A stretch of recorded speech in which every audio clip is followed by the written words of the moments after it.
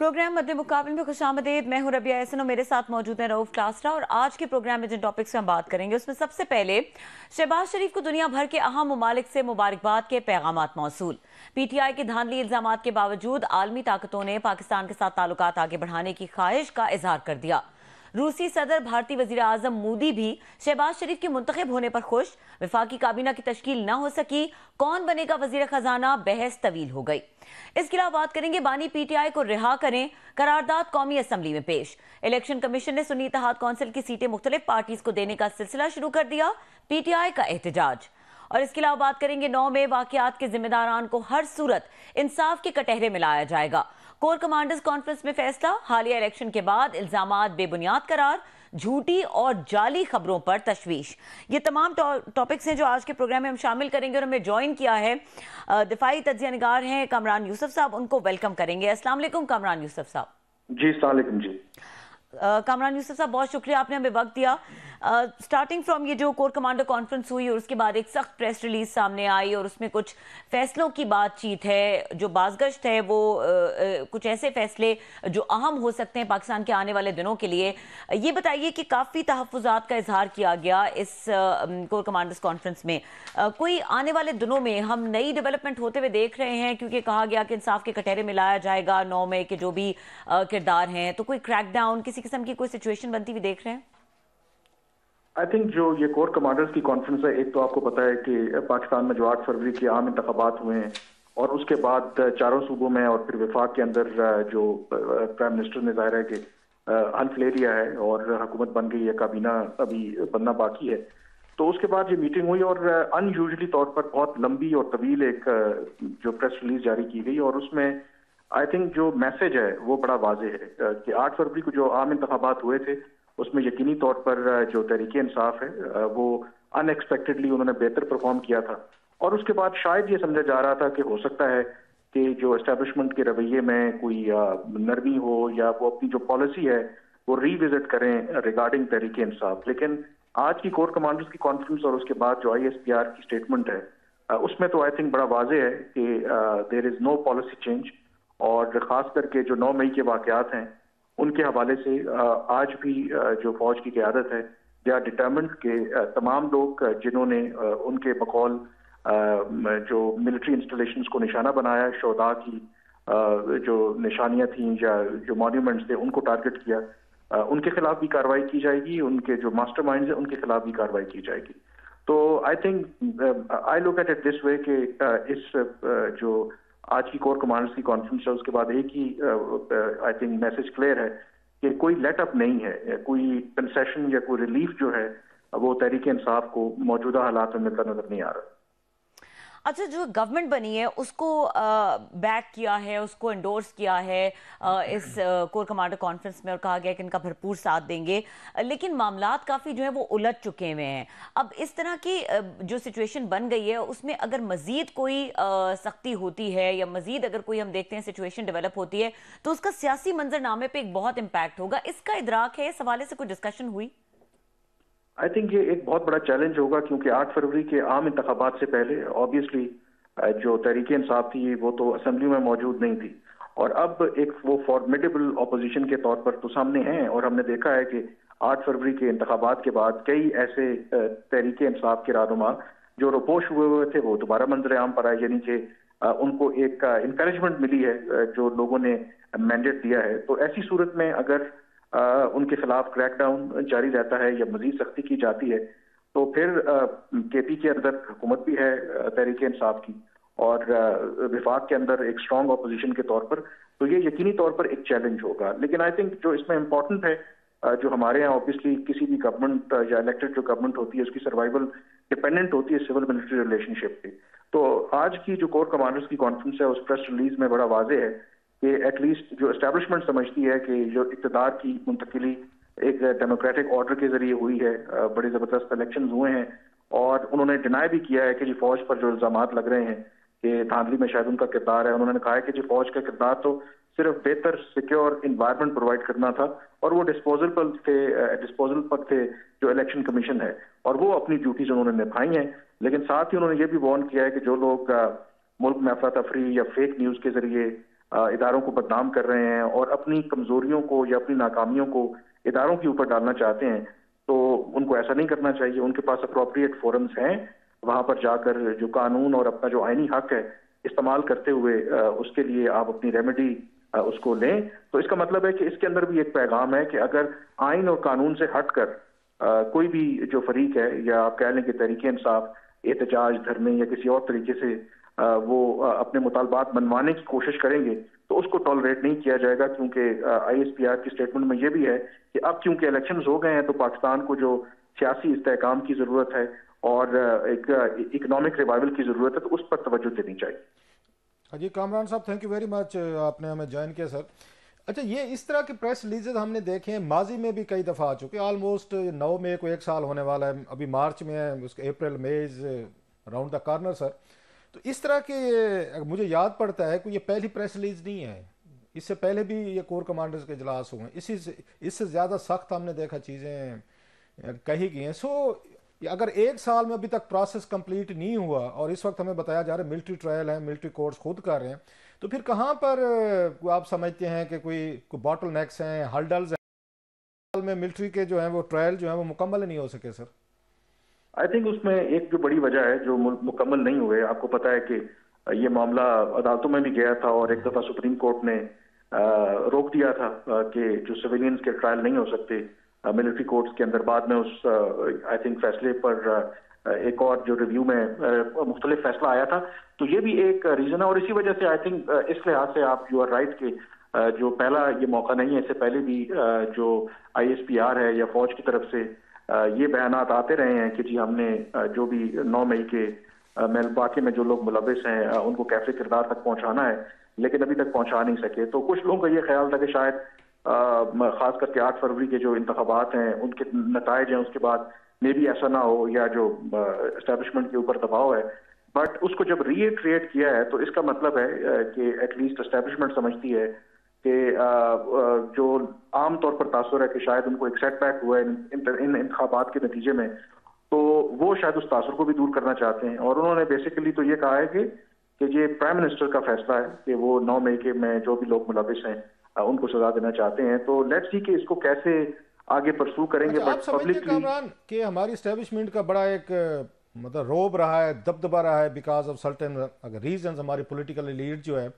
वो ये खड़ी नहीं हो सकी, वो कभी आके अपने पाँव पे नहीं खड़ी हुई, कभी उन्होंने असल्ट नहीं किया, कभी अपनी इंटेग्रिटी इतनी पावरफुल नहीं थी कि इंस्टीट्यूशंस के सामने वो खड़े हो सकते। तो आप समझते थे कि with the passage of time जितनी डिफेंस दिखाई गई है, रेजिस्टेंस दिखाई गई है, तनकीद है एस्टेब्लिशमेंट पे, उसका जो क्लाउड था, उसकी जो पावर थी या दूसरे लफ्जों में दहशत थी, वो बड़ी हद तक पीछे गई। और स्पेशली सोशल मीडिया जो है उन्होंने उनको बैक फुट पे जाने पे मजबूर किया, जिसका जिक्र भी है आज इसमें प्रेस रिलीज में कि सोशल मीडिया की वजह से हमारी एस्टेब्लिशमेंट कितने बड़े दबाव में है। सो आपको लगता नहीं है कि इस तरह के प्रेस रिलीजेस तो आते रहे हैं लेकिन वो कोई बहुत बड़ा कोई स्टेप लेने में कोई कामयाब नहीं हुए अगेन हुए, और जो सोशल मीडिया है उनकी सबसे बड़ी रुकावट है और वो उससे सोशल मीडिया से खुश नहीं है, जिसका मैं उनके प्रेस रिलीज में नजर आ रहा है सर। मैं आपकी इस बात से इत्तेफाक करता हूं कि हमारे यहाँ जो पहले देखें, आपको तो मेरे से ज्यादा अरसा हो गया, जब मुझे भी जर्नलिज्म में आपको 24 साल होने वाले हैं। तो एक जमाने में आपको पता है कि हम खुफिया एजेंसियां जो हैं वो ISI का नाम लिखने पर भी आपको पता है कि पाबंदी थी, आप कहते थे कि बस सिर्फ एजेंसीज लिखें। तो फिर वो वक्त आया कि ना सिर्फ ISI लिखा जाता है बल्कि उनके जो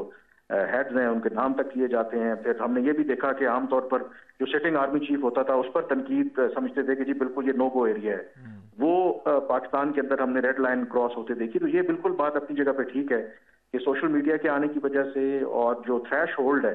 वो शायद अब बढ़ गया है, मतलब अब बहुत खुल के बहुत सी बातें होती हैं। लेकिन हैविंग सेड दैट, इससे पहले आप आगे जाए थोड़ा सा कामरान, बड़ी इंपॉर्टेंट बात हो रही है,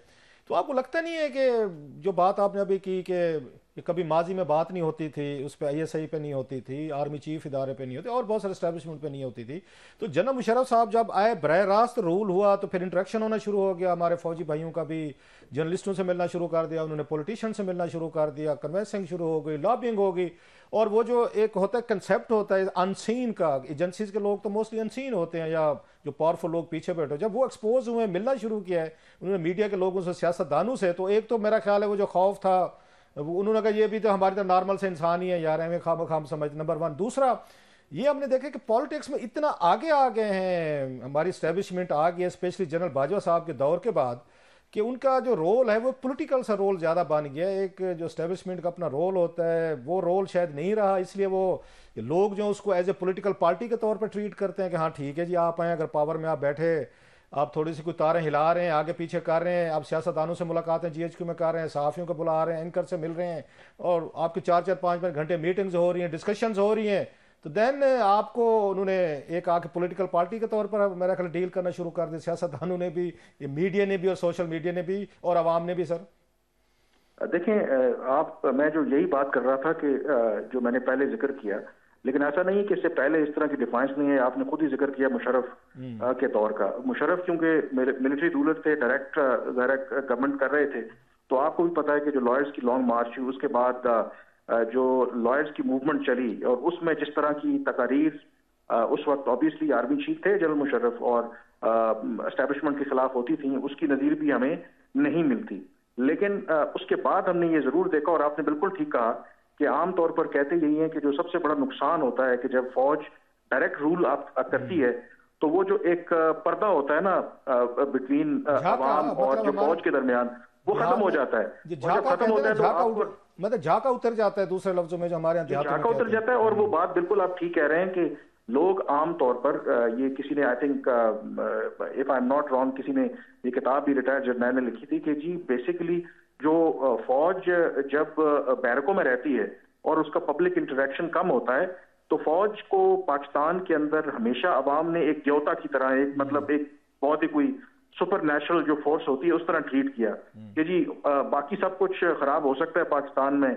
फौज कम से कम खराब नहीं हो सकती है, वो चीजें नहीं हो सकती। लेकिन जाहिर है कि जब आपका पब्लिक एक्सपोजर बढ़ता है, तो फिर ये बात आपकी बिल्कुल ठीक है कि यू ऑल्सो रियलाइज कि they are also part of our society, कि उनसे भी गलतियां होती हैं, उनसे भी मिस्टेक्स होती हैं, वो कोई फरिश्ते नहीं है। तो इसीलिए कहा यह जाता है वो इंटेलिजेंस एजेंसीज हो या फौज हो, बेहतर यही होता है कि उनका मिनिमम इंटरेक्शन हो विद द पब्लिक। तो ये जो डिस्टॉर्शन आई है गुज़श्ता चंद सालों में पाकिस्तान के अंदर, और वो आई थिंक खास करके 2 साल के अंदर, अगर हम देखें 3 साल के अंदर, तो ये चीजें सारी जो पर्दे हैं ना वो सारे अब हट गए हैं। और फिर जो यंग जनरेशन है वो ज्यादा आई थिंक बोल्ड है इन देयर क्रिटिसिज्म, वो नुआंस पे यकीन ही नहीं रखती इस तरह से। अच्छा, एक ये भी कहा जाता है कि ये जो 5th जनरेशन वॉर जो है ये हमारे वहीं से भी शुरू हुई थी, जब हमने देखा जनरल कियानी साहब इस पे एक्टिव हुए, फिर जनरल ये रहील साहब के दौर में, मजीद फिर जनरल बाजवा साहब के दौर में, जो उस वक्त साबिक DGs थे 2 ISPR के, जनरल आसिम बाजवा साहब और जनरल गफूर साहब, तो उनके दौर में एक बड़े पैमाने पे एक इस तरह के सोशल मीडिया टीम्स भी बनी, वहाँ से बड़ा एक एग्रेसिव किस्म की उन्होंने अपनी प्रेजेंस भी शोर की इस पे, ये ट्विटर पे, सोशल मीडिया पे, ये कहे कि 5th जनरेशन वार है। अब वार सिर्फ मैदान में नहीं लड़ी जानी, आपने यहाँ पे कीबोर्ड वॉरियर भी आपको चाहिए। सो आज आपको लगता नहीं है कि वो जो 10-12 साल पहले इस तरह की पॉलिसी बनाई गई थी, अब वही वो गले पड़ गई है, और आज जो उनकी प्रेस रिलीज आई है कोर कमांडर्स की, तो बार बार जो मुझे मेन उसमें लग रहा है उनके लिए मेन वरी जो है, जो थ्रेट है बड़ी, वो तो यही लग रही है। ट्विटर भी इसलिए वो बंद किया जा रहा है, और सोशल मीडिया पे भी अगेन उसकी रिस्ट्रिक्शंस आ रही है। How do you see that? बिल्कुल आप ठीक कह रहे हैं। आई थिंक उसमें जो बिल्कुल जो कीबोर्ड वॉरियर्स और जो 5th जनरेशन वॉरफेयर के लिए जो एक आप कह सकते हैं कि एक फौज जवानों की तैयार की थी, वो बिल्कुल आप ठीक कह रहे हैं। और वही आई थिंक उसमें से बेशतर लोग वो तहरीक इंसाफ को सपोर्ट और इमरान खान को सपोर्ट करने वाले थे, वही आज ज्यादातर आपको लगेगा उस वक्त की एस्टेब्लिशमेंट इमरान खान को सपोर्ट कर रही थी ना, आपको अगर याद हो जनरल, और ना सिर्फ एस्टेब्लिशमेंट सपोर्ट कर रही थी, सारे कर रहे थे। इमरान खान के अलावा वो ये उन्होंने लोगों की ब्रेन वॉशिंग की, जिस तरह किसी जमाने में हमने अफगान जिहाद के नाम पर लोगों को बताया, जवान लोग यहाँ से अफगानिस्तान भेजे कि ये अल्लाह की राह में आप जिहाद कर रहे हैं रूस के खिलाफ। सेम इसी तरह से हमने ये कहा कि इमरान खान सिर्फ एक ईमानदार और फरिश्ता इंसान है, बाकी तमाम लोग जरदारीज और भुट्टोज और शरीफ एंड एवरीथिंग, ये सारे लोग करप्ट हैं। और बाद में आपको भी पता है, आपकी भी इंटरेक्शन होती रहती है, इस बात का एस्टेब्लिशमेंट के जो माजी के लोग हैं वो एडमिट करते हैं कि वो हमारे से गलती हुई, कि ठीक है हर जमात के अंदर अच्छे लोग भी होते हैं, बुरे लोग भी हैं। अब ऐसा नहीं है कि PTI में तमाम बुरे लोग हैं या नून लीग में सारे फरिश्ते हैं, हर जगह पे अच्छे बुरे लोग होते हैं, लेकिन हमसे गलती ये हुई। आप ये कैसे इसको हैंडल करेंगे इसको सोशल मीडिया को? पहले हमने देखा FIA को भी एक्टिवेट किया गया, साइबर लॉज बनाए गए, लोगों को उठाया गया, उस पर तनकीद, अदालतें, कचहरियाँ और भी बहुत कुछ हमने देखा। फिर आप देख रहे हैं ट्विटर जो है वो बंद किया हुआ है, उस पर लोग अगेन VPN के जरिए जाए ना जाए। आज फेसबुक का हमने देखा, वहाँ पे भी थोड़ा सा मेरा ख्याल झटका आया, अगरचे वो कह रहे इंटरनेशनल था। तो ये कैसे कंट्रोल करेंगे? क्योंकि मुझे याद है खान साहब जो थे, ये आइडिया उन्हीं का था वैसे, उनके हामियों से मादरत के साथ, वो कहते थे मुझे सऊदी अरब वाली, मुझे रशिया वाली, मुझे चाइना वाली, मुझे ये वाली पावर चाहिए पाकिस्तान चलाने के लिए जहाँ पे कंट्रोल्ड किस्म की डेमोक्रेसी हो, सख्त रूल हो। तो अगेन अगेन उनके मॉडल तो यही थे कि सोशल मीडिया वहाँ पे आज़ाद नहीं है। तो पाकिस्तान में भी ये रजीम वापस आ रहा है जो खान साहब ने ड्रीम देखा था कि सऊदीज, ये रशियन या चाइनीज पावर होनी चाहिए और पाकिस्तान को वैसे चलाया जाए। सर देखिए, ख्वाहिश तो हमारे यहाँ बहुत से लोगों की यही है, जो आई थिंक पावर्स दैट भी हैं, कि ये जो सोशल मीडिया है और इतना ज़्यादा मीडिया को आज़ादी है, ये पाकिस्तान की सलामती के लिए असल खतरा है। हालांकि ऐसी बात नहीं है।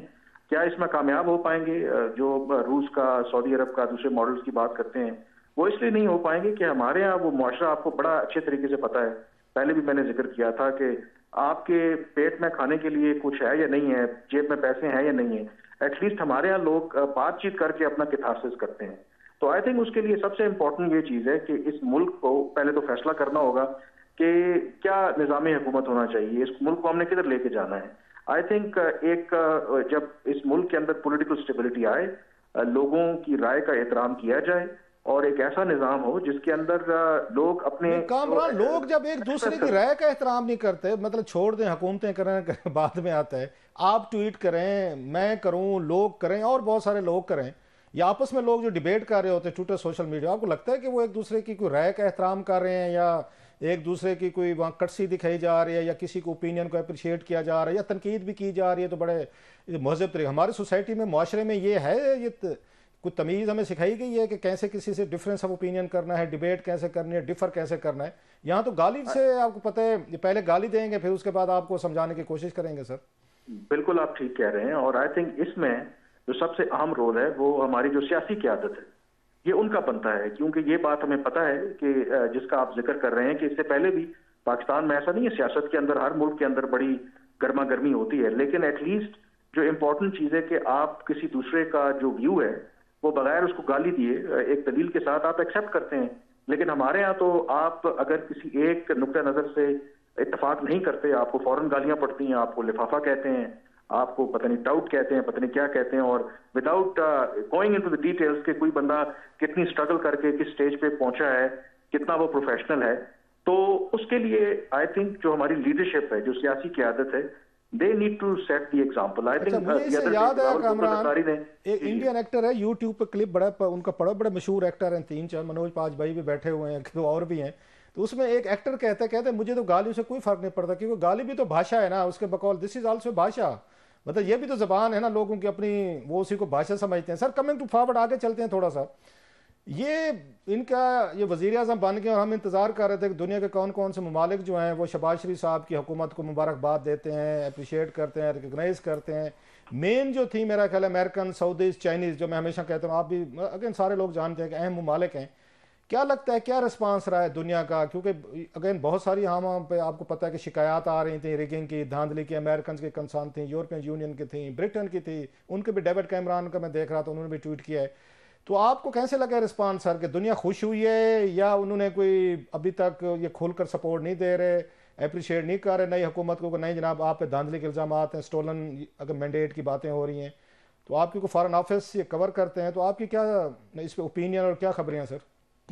देखिए, इस टॉपिक के ऊपर पहले भी मेरी आपसे बात हुई थी और मैंने यही कहा था कि जब पाकिस्तान में गवर्नमेंट बन जाएगी तो उसके बाद आप देखेंगे कि हर मुल्क जो है ज़रा प्रैग्मेटिक वो अप्रोच अपनाता है। तो उसमें जो अभी तक लग रहा है वो आई थिंक तहरीक इंसाफ के लिए कोई अच्छी खबर नहीं है। अगर उनका ख्याल था कि जितना वो शोर मचा रहे हैं कि बाहर की दुनिया उनको एक्सेप्ट नहीं करेगी, तो ऐसा नहीं है। वो डिस्पाइट ऑल द रिजर्वेशंस वो इस गवर्नमेंट के साथ काम करेंगे। और उसकी सबसे एग्जांपल बड़ी ये है, और इससे अंदाजा भी होता है कि इमरान खान के दौर में इन ममालिक के साथ पाकिस्तान के ताल्लुकात कितने खराब थे कि जैसे ही शहबाज शरीफ प्राइम मिनिस्टर मुंतखब हुए नेशनल असेंबली से, तो विद इन नो टाइम जो प्रेसिडेंट शी हैं चीन के, उनकी तरफ से, उनके प्राइम मिनिस्टर की तरफ से बयान आ गया फिर हमने देखा कि इसी तरह से जो सऊदी अरब है उसने देर नहीं लगाई। ईरान को देख लें, आज रूस की तरफ से भी पैगाम आ गया। इवन भारत के वज़ीर आज़म की तरफ से भी आज एक दो के स्मार्ट सा छोटा सा मैसेज उनकी तरफ से भी आ थोड़ा गया। सा सर कामरान भाई, थोड़ा सा इंडिया और रशिया, इंडिया पे मतलब रशियन पे प्यूटन जो है उनके साथ तो खान साहब ने 3-4 घंटे की मुलाकात भी की थी, बड़ी लंबी तवील मुलाकात चली थी। खान साहब को ज़ाती निजी महफिलों में कहते भी थे कि प्यूटन से मेरी बड़ी इंतहाई अगर ज़बरदस्त किस्म की मेरी अंडरस्टैंडिंग हुई है। प्यूटन का आज मुबारकबाद का पढ़ के खान साहब मेरा ख्याल है खुश नहीं हुए होंगे कि यूक्रेन की वार पे उन्होंने बहुत सारी कॉस्ट दिया खान साहब ने वहाँ पे होकर, नंबर 1। दूसरा, अपने इंडियन प्राइम मिनिस्टर का लग है कि बस वो जैसे ही वो महल्लेदार नहीं होते, शरीके वाले होते हैं ख़ानदान में कि चलें यार मुबारकबाद दे दो, कोई उसमें कुछ ज़्यादा वो नज़र नहीं है। खान साहब के दौर में आपको याद होगा जब इमरान खान साहब वज़ीर आज़म बने थे, उन्होंने बाकायदा लेटर लिखा था पूरा, मतलब 8-10 अगर मैं गलत नहीं कह रहा, कोई 5-6 पैरे थे। तो शहबाज शरीफ साहब को उन्होंने 3 लाइन में बता दिया कि बस हाँ यार ठीक है यार मुबारक हो यार, सुने आप वज़ीर आज़म बन गए, फेयर इनफ। ये कैसा लगता है आपको? मेरा ख्याल है वो गर्म जोशी नजर नहीं है जो इमरान खान साहब के दौर में हमें नजर आई थी। उनको लेटर लिखा गया था, अगर मैं गलत नहीं कह रहा तो। देखिए, इमरान खान के दौर में ना सिर्फ लेटर लिखा गया था बल्कि भारतीय प्राइम मिनिस्टर ने टेलीफोन के ऊपर इमरान खान साहब से बात भी की थी। उनके पाकिस्तान में जो हाई कमिश्नर है भारत के, उन्होंने बाकायदा बनी गाला जाके उनको एक बैट तोहफे में दिया था जिसमें तमाम भारत की क्रिकेट टीम के जो प्लेयर्स थे उनके दस्तखत थे। लेकिन उस वक्त आपको पता है कि behind the scene back door general Bajwa एक डिप्लोमेसी चल रही थी और still there was a opportunity या एक होप थी कि दोनों मुल्कों के दरमियान हो सकता है कि ताल्लुकात बेहतर हो सके। लेकिन फिर हमने देखा कि ताल्लुकात जब खराब हुए तो जब अप्रैल 2022 में शहबाज शरीफ आए थे, उस वक्त भी एक जरूर मुबारकबाद का ट्वीट किया था मोदी ने, और वो फिर थोड़ा सा बेहतर था। उसमें उन्होंने हिज एक्सीलेंसी मियां मोहम्मद शहबाज शरीफ, और उन्होंने बात की थी कि रीजनल पीस की बात की थी, उन्होंने बात की थी डेवलपमेंट की बात की थी। यहाँ पर उन्होंने कुछ भी नहीं कहा। अब डिप्लोमेसी के अंदर मैंने इस पे लिखा भी है कि ये इंपॉर्टेंट होता है कि आप क्या कहते हैं, लेकिन उससे भी ज्यादा इंपॉर्टेंट होता है कि आप क्या नहीं कहते। अब इसमें उन्होंने ना तो कोई डायरेक्शन दी है फ्यूचर की कि रिलेशनशिप कैसे होने चाहिए, ना उन्होंने जो यूजुअल बात करते हैं दहशतगर्दी के हवाले से वो भी नहीं की। एक उसके अंदर एक्सप्लेनेशन ये है क्योंकि भारत के अंदर अगले माह से इंतखाबात हो रहे हैं, तो इस मौके के ऊपर वो कोई ऐसी पोजीशन नहीं लेना चाहते जिससे उनके लिए डोमेस्टिकली चीजें जो हैं वो थोड़ी मुश्किल। ये बताइएगा कामरान भाई लास्टली कि जो बाइडन साहब ने इमरान खान साहब को भी फ़ोन नहीं किया था, जिससे खान साहब और उनके दरमियान एक कोल्ड वार कहें, टग ऑफ वार कहें, एमनेस्टी कहें, बढ़ती गई, क्या चांसेस हैं इस दफ़ा कि वो बाइडन साहब जो हैं वो शहबाज शरीफ साहब को फ़ोन करेंगे, या आपका ख्याल है स्टेटस को रखा जाएगा कि पाकिस्तान इतना इंपॉर्टेंट नहीं है? मोदी साहब प्राइम मिनिस्टर बने तो उनको कॉल तो बाइडन साहब ने की, इमरान खान साहब को नहीं की, और आपकी दफ़ा शहबाज शरीफ साहब को भी, आपका क्या ख्याल है, कॉल आएगी या इनको भी एट पार्ट ट्रीट किया जाएगा, बस ठीक है यार इन्नी औकात इन्होंने थे रखो? कल मेरी वॉशिंगटन में भी किसी से बात हो रही थी, तो आई थिंक ये बहुत बड़ा सरप्राइज होगा, ये बहुत बड़ी डेवलपमेंट होगी कि अगर बाइडन वाकई शहबाज शरीफ को कॉल करें, और उसकी वजूहात हैं। सिर्फ क्विकली मैं आपको ये बता दूं कि बाइडन वो प्रेसिडेंट हैं जो पाकिस्तान को बड़े अच्छे तरीके से जानते हैं। वो as a chairman foreign relations committee मुतअद्दिद बार पाकिस्तान का दौरा कर चुके थे। एज अ वाइस प्रेसिडेंट ये जो कैरी लूगर बिल था उसके मूजब वही थे। तो उनका जो मेरी अमेरिका में लोगों से बात होती है, पाकिस्तान के बारे में एक सर्टेन बायस है, और उनका ये ख्याल है कि पाकिस्तान सुधरने वाला नहीं है, इनको जितना एंगेज करना है बस इतना ही रखो, इस तरह की एफर्ट करने की जरूरत नहीं है। और उम्र के वो उस हिस्से में किसी ने मुझे कहा कि वो अब अपना जो नुक्ता नजर है वो पाकिस्तान के हवाले से नहीं बदलेंगे। तो मेरे लिए ये बहुत बड़ा सरप्राइज होगा, शॉक होगा कि अगर इस मौके के ऊपर वो शहबाज शरीफ को कॉल करें। और वैसे वो भूलने की भी उनको थोड़ा सा प्रॉब्लम सुना है पिछले रिसेंट टाइम से, नाम भी भूल जाते हैं, जगह भी भूल जाते हैं, लोग भी भूल जाते हैं। लिहाजा शहबाज शरीफ साहब को अगर वो भूल गए तो मेरा ख्याल ना शहबाज शरीफ साहब को इमरान खान साहब की तरह नाराज होना चाहिए, ना पाकिस्तानी कौम को इज्जत और गैरत का मसला बनाना चाहिए। Sir last the comment sir. ठीक है, बहुत शुक्रिया कामरान यूसुफ साहब, आपने हमें वक्त दिया, और यहाँ पे वक्त हुआ ब्रेक का। ब्रेक के बाद बात करेंगे पीटीआई के लिए एक और बुरी खबर, जो मखसूस नशिस्तों वाला मामला है, उसमें जो उनका पॉइंट है कि हमारा मैंडेट हमें दिया जाए तब तक हम मुज़ाकरात नहीं करेंगे। इसके ऊपर बात करेंगे और आगे उनकी स्ट्रैटेजी क्या है इसके ऊपर बात करेंगे। ब्रेक के बाद हमारे साथ रहिए।